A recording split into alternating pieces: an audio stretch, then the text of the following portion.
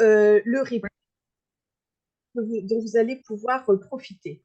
Donc, je vous disais que j'ai fait une boulette et que je ne sais pas comment rétablir la situation. Vous avez un écran noir avec moi en vignette et je ne sais pas comment faire pour reprendre réinverser le truc. Donc, si vous avez des connaissances et si vous pouvez me dire sur quoi je dois appuyer pour reprendre ma présence sur l'écran, vos compétences sont les bienvenues parce que moi, je dois dire que je ne suis pas très, très douée dans la matière. En tout cas, donc, bienvenue. Je suis heureuse de vous retrouver pour une nouvelle conférence du jeudi. Cette fois-ci, je l'ai appelée Masterclass, vous avez peut-être vu, parce que nous allons être dans le concret. Je vais vous donner des techniques, je vais vous donner des trucs à faire, des astuces à suivre pour que votre appartement, votre habitation, votre maison vous soutienne dans vos projets et ne vous plombe pas. Je suis donc Odile Lémonier, je suis thérapeute, je suis spécialiste des troubles alimentaires et des problématiques de poids depuis plus de 23 ans. Mais si aujourd'hui, je vous parle de la maison, c'est parce que avant d'arriver dans l'énergétique, la psycho-énergétique, j'ai commencé par faire du feng shui, le feng shui. J'ai suivi une formation de feng shui traditionnelle et ensuite, dans la formation, il y avait des cours de géobiologie et j'ai trouvé que c'était passionnant et j'ai donc fait des formations complémentaires pour en savoir plus sur la géobiologie et une des formations comportait à la fois de la géobiologie et de l'énergétique.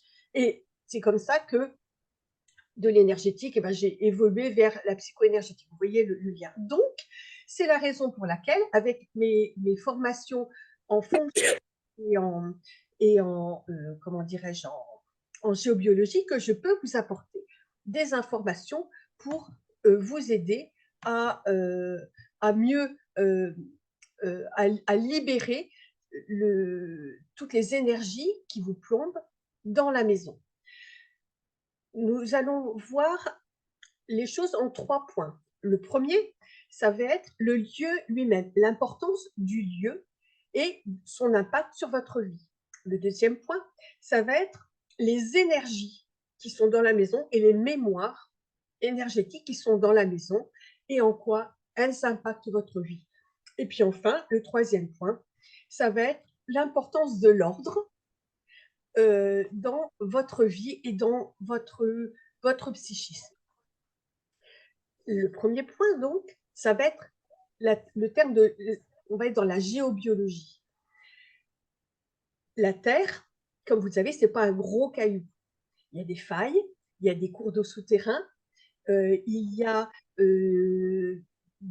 également ce que l'on appelle des cheminées telluriques, c'est-à-dire que ce sont des sortes de puits énergétiques qui permettent à la Terre de respirer, si je puis dire. La cheminée tellurique, elle se gonfle et elle se dégonfle, elle se dilate, elle se rétracte comme un poumon.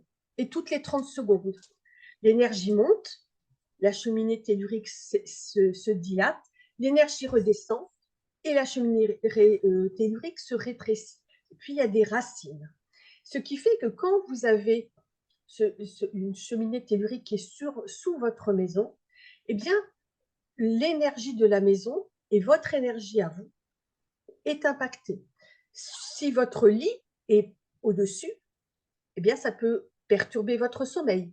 Soit vous avez des insomnies, soit vous avez des réveils nocturnes, soit votre sommeil n'est pas récupérateur, n'est pas profond.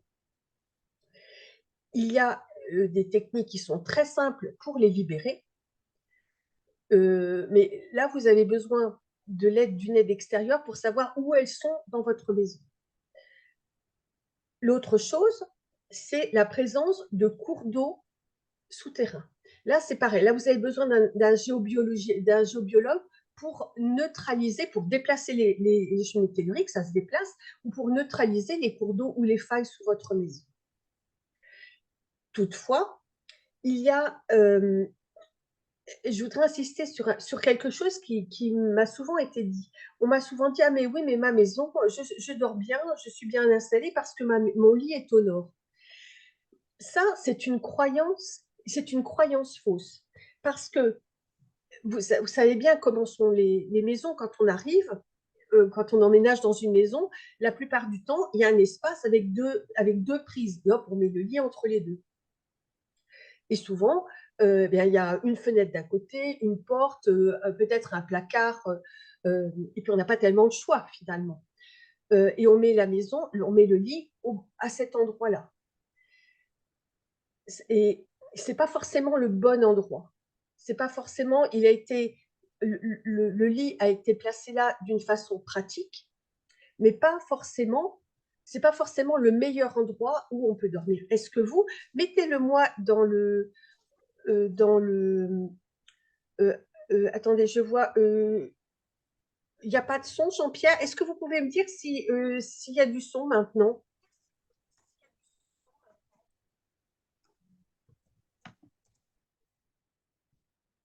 Est-ce que, dites-moi si vous m'entendez. Visiblement, de toute façon, si vous ne m'entendiez pas, vous seriez parti. Ah, très bien, merci, merci. Donc, je vous disais que l'emplacement du lit pouvait ne pas être forcément le meilleur sur le plan de, de la qualité de sommeil, sur le plan du bien-être. Est-ce que vous avez remarqué que vous dormiez mieux ou moins bien depuis que vous avez emménagé dans cette maison et depuis que vous dormez dans ce lit? Je vais vous donner certains trucs plus tard, lorsque nous parlerons de la qualité énergétique.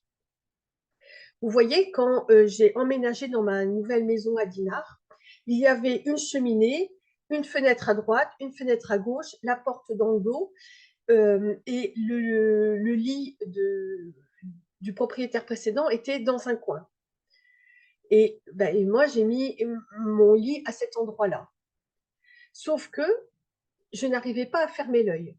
Mais bon, c'est vrai qu'en tant que géobiologue, je suis très sensible aux énergies. En tant qu'énergéticienne, je suis très sensible aux énergies. Et ça me faisait, j'arrivais pas, j'avais un peu comme des impatiences. Vous voyez, j'avais les jambes, j'avais toujours besoin de bouger les jambes. Vraiment, c'était insupportable. Et avant d'acheter la maison, j'avais vérifié et j'avais vu qu'il y avait un cours d'eau souterrain qui passait juste en travers de ma chambre. C'est vraiment pas de chance. Eh bien, j'ai dû neutraliser le cours d'eau souterrain et en plus, j'ai dû changer de place parce qu'il y avait de la lumière. Vous voyez que je vous disais qu'il y avait une fenêtre à droite, une fenêtre à gauche et le lit qui était un peu au milieu. Et donc, il y avait l'énergie qui passait d'une fenêtre et qui traversait vers l'autre fenêtre, etc. Et c'était trop, l'énergie était trop vive. Donc ça, c'est quelque chose qui doit être pris en compte. Et je vous parlais de l'orientation vers le nord. Il vaut mieux avoir un lit qui n'est pas orienté vers le nord, mais dans un endroit où il n'y a pas de perturbation géopathogène, plutôt que d'avoir le lit orienté au nord avec un cours d'eau souterrain ou une cheminée tellurique sous le lit. Vous voyez. Euh, voilà pour le lieu en lui-même. On ne peut pas faire grand-chose quand on est particulier. Il faut faire appel à un professionnel pour neutraliser toutes les perturbations géopathogènes. Et il y a des techniques qui sont nombreuses et qui sont très efficaces pour transformer un lieu qui tire un peu vers le bas en un lieu qui porte. Pourquoi est-ce que c'est important? Parce que tout être vivant rentre en résonance avec son environnement. Est-ce que vous avez remarqué que quand vous rentrez dans un lieu, dans une cathédrale par exemple, dans une basilique, ou bien sur des monts, sur des lieux qui vibrent haut, par exemple le mont Sainte-Odile, eh bien, on se sent léger, on se sent porté, et on a l'impression qu'on a une cage thoracique qui s'ouvre plus. On se sent oui, on se sent plus grand, en fait, et plus large et plus ouvert. À l'inverse, peut-être avez-vous remarqué que dans certains lieux, eh bien, on a l'impression qu'on se rétracte. C'est vrai pour de nombreux supermarchés ou des centres commerciaux. C'est vrai pour des cinémas qui ne sont pas aérés, où les gens restent longtemps et, et qui sont chargés de toutes les mémoires, de tout euh, de toute l'énergie des gens qui n'est pas forcément bonne. Est-ce que vous avez remarqué ça? Vous pouvez me le mettre dans le chat si vous avez remarqué, si vous étiez sensible à la qualité énergétique des lieux. C'est pourquoi, si vous êtes dans un lieu qui est lourd, vous voyez, c'était le cas dans une des maisons où j'ai habité, où je ne connaissais pas encore le... euh, non, je vais vous donner un autre exemple. Avant d'acheter la maison où j'ai habité pendant 13 ans à Dinard, évidemment, j'en cherchais une. Et un jour, je suis rentrée dans une maison, j'étais avec mes enfants, et l'agent immobilier ouvre une porte, mon fils rentre, et moi, je mets un pied dans la pièce, et hop, j'ai pris mon fils par les épaules, et hop, je l'ai fait reculer. Il y avait eu quelque chose qui était très lourd qui s'était passé dans cette maison. Et déjà, quand je suis rentrée, moi, dans cette maison, je me sentais pas bien. Et euh, quand je suis rentrée dans cette pièce, eh bien, ça m'a, oui, j'ai pas, ça m'a, si vous voyez ce que je veux dire. Et j'ai posé des questions à l'agent immobilier qui était assez ennuyé que je découvre le truc. Et évidemment, la maison, on ne l'a pas achetée. Peut-être que vous avez vécu ça. Quand on achète, quand on visite des maisons, quelquefois, les maisons ont l'air très bien, très bien conçues, fonctionnelles, lumineuses, machin, etc. Mais on ne se sent pas bien dedans. Ça peut être tout simplement ça. Et quand j'étais conseillère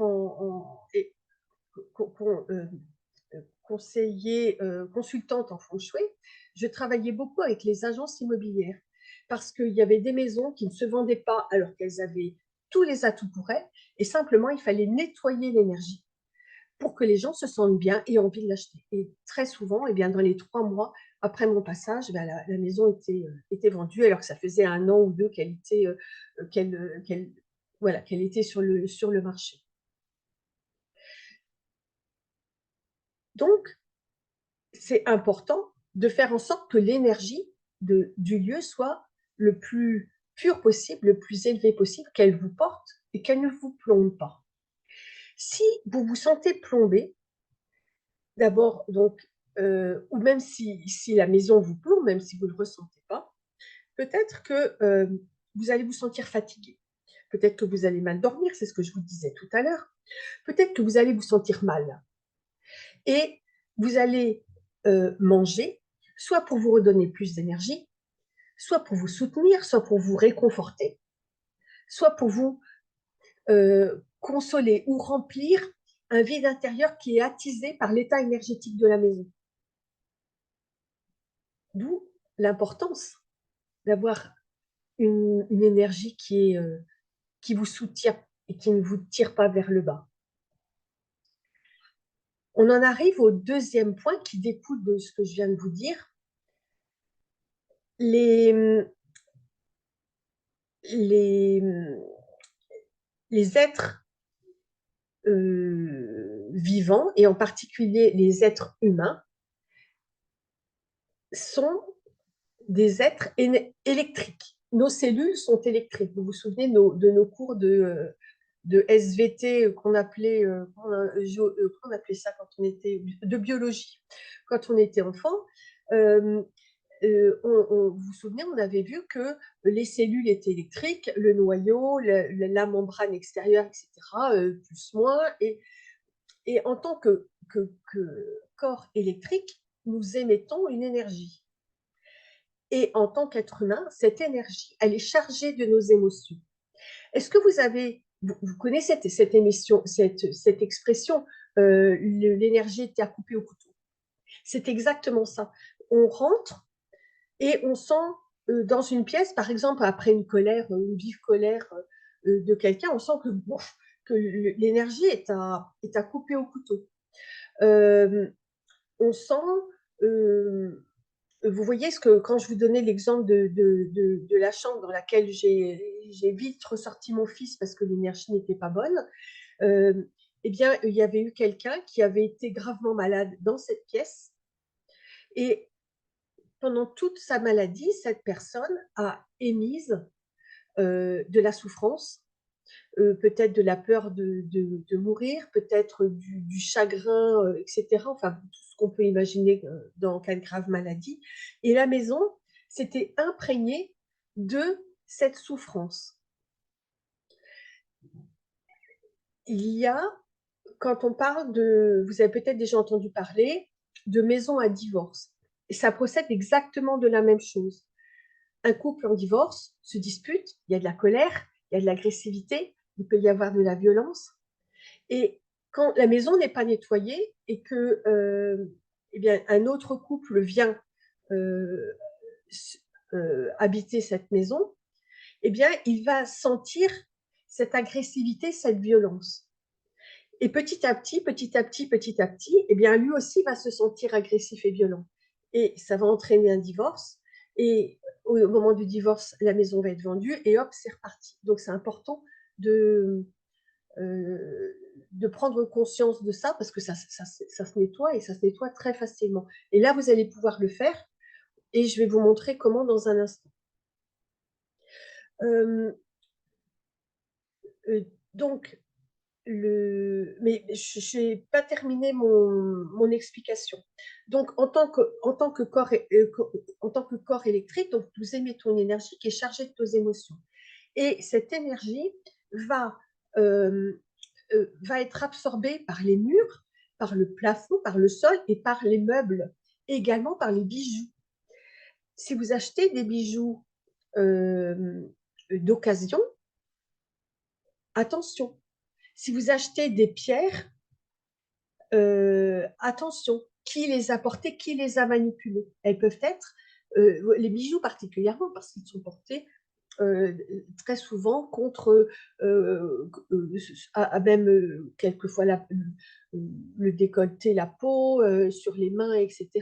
Et elles absorbent toutes les énergies de la personne.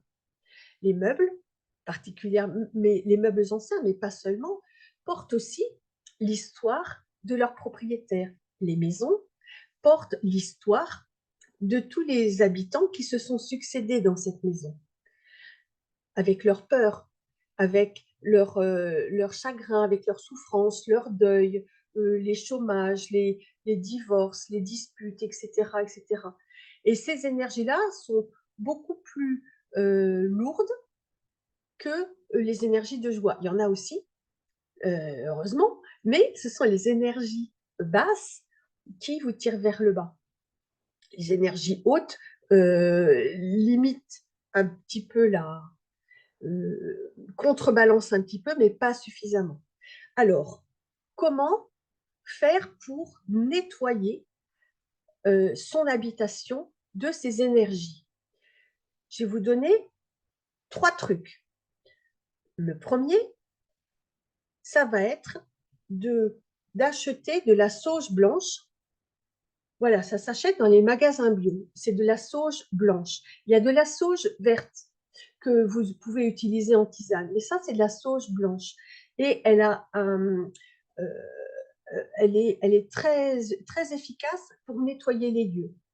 Donc, on prend une feuille, on prend une coquille Saint-Jacques ou un coquillage, une coquille d'ormeau, c'est très bien, et on met le feu dans la feuille. Et la feuille va d'abord, il va y avoir une flamme, et puis ensuite la flamme va s'éteindre, et ça va dégager une fumée. C'est cette fumée qui est purificatrice. C'est important. Ce qui est intéressant, vous voyez la coquille, ça pourrait être n'importe quoi, mais la coquille est intéressante parce que on fait appel aux 4 éléments. Il y a la terre, la sauge, il y a le feu, il y a l'eau à travers la coquille et il y a l'air. On peut, si vous avez une plume d'oiseau, vous pouvez disperser la fumée avec une plume d'oiseau. Si vous n'en avez pas, ben vous le faites tout simplement avec la main. Mais vous voyez, on a donc la terre, le feu et l'eau. C'est pourquoi c'est intéressant d'avoir un coquillage pour le brûler. Et vous allez passer dans toutes les pièces doucement et bien dans les coins aussi, parce que l'énergie, elle stagne dans chaque coin de la pièce.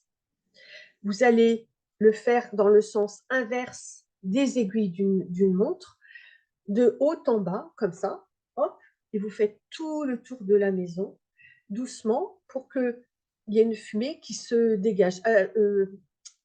Pensez à débrancher votre détecteur de fumée, parce que sinon vos voisins vont arriver avec leur seau d'eau. Et vous faites ça dans toutes les pièces.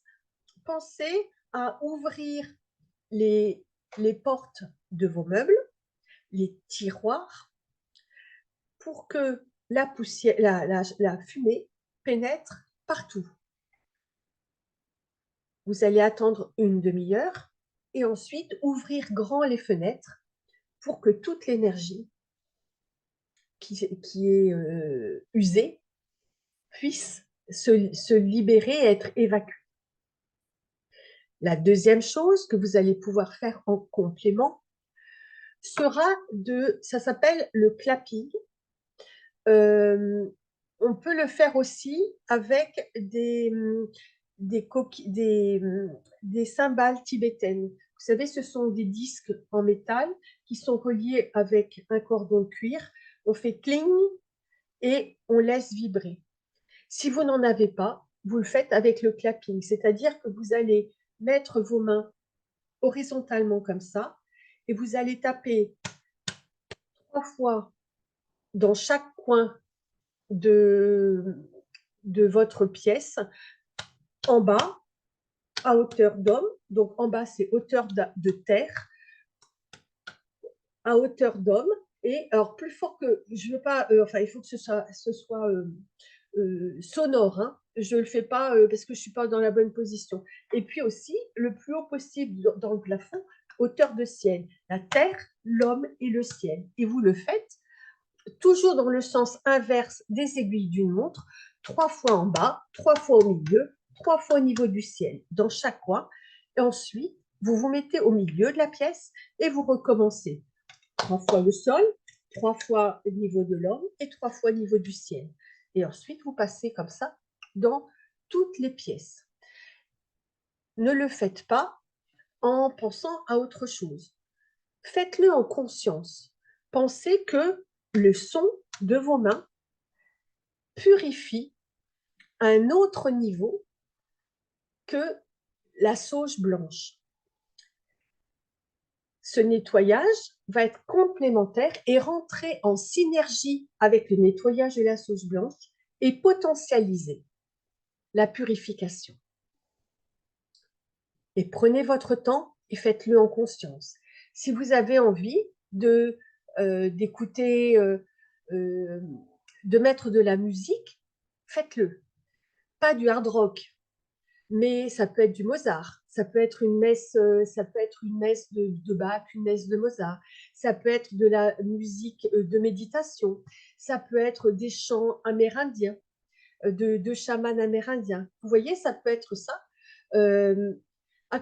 Écoutez-vous, écoutez vos envies et faites-le avec votre cœur et en étant en faisant vraiment concentrer. L'état d'esprit, quand je vous parle du cœur, c'est important parce que l'amour est toujours plus fort que tout. Et faites-le avec amour pour le lieu et aussi pour les gens qui ont vécu dans cette maison avant et qui ont traversé des périodes douloureuses. Cet état d'esprit-là, le fait de le faire dans le cœur et avec le cœur, c'est tellement important. La troisième chose que vous allez pouvoir faire et qui va rentrer en synergie avec ces deux purifications, la sauge et le clapping, c'est le sel, le gros sel marin. Le sel de mer, c'est important, pas le sel qui a été trafiqué, etc. Le sel de mer, c'est vraiment la bonne énergie. Vous allez utiliser un gobelet, vous voyez, en plastique. C'est important qu'il soit en plastique. C'est pas écolo, je sais, mais c'est important qu'il soit en plastique parce qu'il est absolument primordial de le jeter une fois que vous aurez fait la pratique que je viens de vous indiquer. Vous prenez donc un gobelet en plastique et vous remplissez à hauteur 1 cm, 2 cm de gros sel. Vous allez mettre ce gobelet aux 4 coins de la pièce ou aux 4 coins de votre maison. Vous allez en mettre un sous votre lit et éventuellement sous chaque lit de la maison. Si vous avez des meubles anciens, n'hésitez pas à faire la même chose dans les meubles anciens, un par tiroir et un par placard. Ce gobelet, vous allez le laisser en place 3 jours et 3 nuits. Je vais vous expliquer dans un instant pourquoi 3 jours et 3 nuits. Au bout de ces 3 jours et 3 nuits, vous allez prendre les gobelets, jeter le sel dans les toilettes et aller stocker les gobelets à l'extérieur de votre maison. Surtout, ne les réutilisez pas. Surtout, ne mettez pas le doigt dans le sel. Et surtout, ne stockez pas les gobelets vides à l'intérieur de votre maison, mais dans le conteneur à poubelle à l'extérieur de votre maison. Quand vous allez le faire, notez bien le jour où vous allez le faire, jeudi matin ou jeudi soir. Parce que il va falloir que vous gardiez, ça va rester en place, comme je vous le disais, 3 jours et 3 nuits. 3 jours et 3 nuits, ça va être le temps dont le sel a besoin pour absorber toutes les énergies résiduelles suite aux 2 purifications dont nous venons de parler. Mais au-delà des 3 jours et 3 nuits, le sel restitue toute l'énergie qu'il a emmagasinée. Alors, c'est quand même bête. Donc, c'est pour ça, faites bien attention, 3 jours et 3 nuits. Et puis ensuite, vous faites comme je vous ai dit. Voilà. Sous le lit, c'est important parce que le lit, vous y passez au grosso modo 8 heures. Il y a, pendant le sommeil, il y a les tensions qui se relâchent, il y a les soucis qui se relâchent, il y a les émotions qui se relâchent. Dans la chambre aussi, au moment de se coucher, souvent, il y a le mental qui mouline et il y a les peurs, les inquiétudes, etc., qui stagnent dans la pièce. Donc, la chambre, c'est vraiment un lieu qui est important et qui stocke beaucoup les énergies. Voilà pour le deuxième point. Oh là là, il est 13h08. Avec mes soucis de technique, j'ai un peu perdu j'ai un peu lâché mes horaires. Le troisième point, c'est l'ordre. Une maison qui est encombrée. Là, on est dans le feng shui, le feng shui. Ça se prononce feng shui. L'ordre, la circulation de l'énergie, ça va avoir un impact sur votre bien-être. Avez-vous remarqué combien on se sent plus clair, plus paisible, plus apaisé dans une maison propre et rangée? Faites attention à ne pas stocker les poubelles. Videz-les régulièrement. Ce sont des énergies qui sont stagnantes.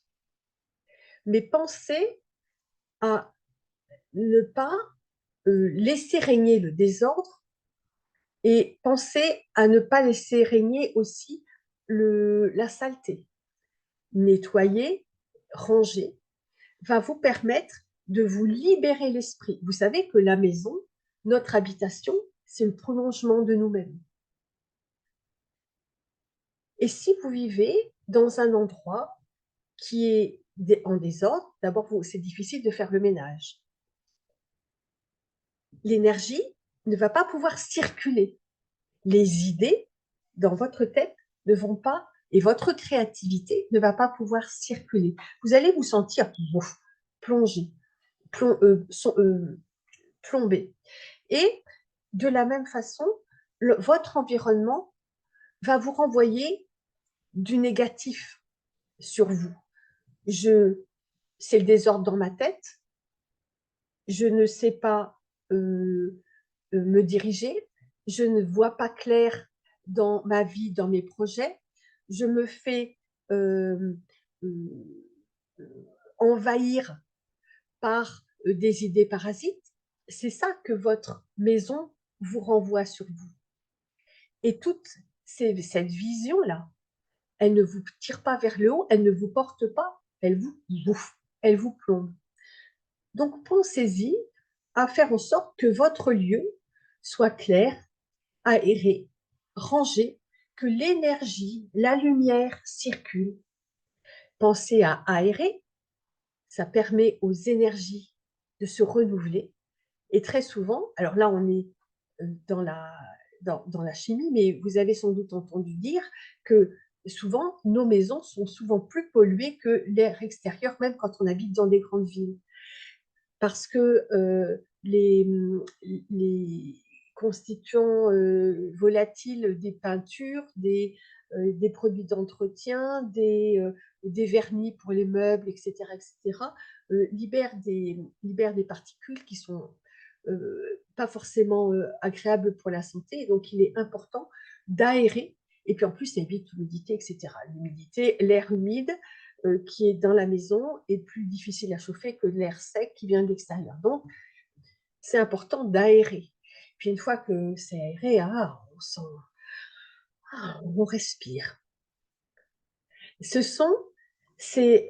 très, ça a l'air bête, mais je vous invite à tester et à me dire ce que vous en pensez en commentaire.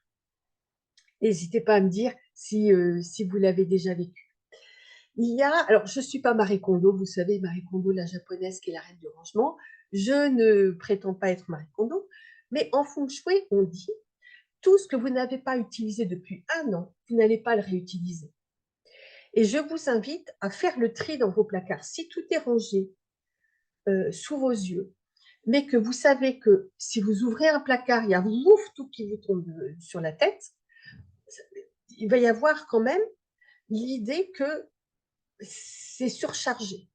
Donc, pensez à faire le tri dans vos placards, l'un après l'autre. Ce n'est pas la peine de faire tout en même temps, mais pensez à libérer vos placards, à faire le tri dans vos vêtements, à faire le tri dans toutes vos affaires et tout ce que vous n'avez pas utilisé depuis 1 an, bien vous ne l'utiliserez plus.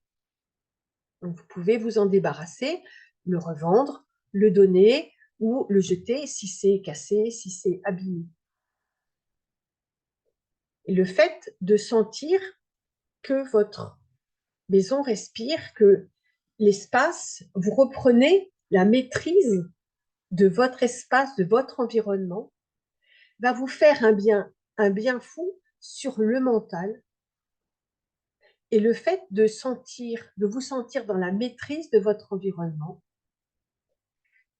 ça va vous renvoyer l'idée que vous êtes dans la maîtrise de votre vie, va nourrir votre confiance en vous, votre estime de vous-même, et vous aurez moins besoin de la nourriture pour vous réconforter, vous apaiser, parce que vous allez enclencher une énergie beaucoup plus positive. Dites-moi dans les commentaires si ça vous parle, si vous avez envie d'essayer, si vous avez des questions sur la façon dont on peut agir. Si vous avez envie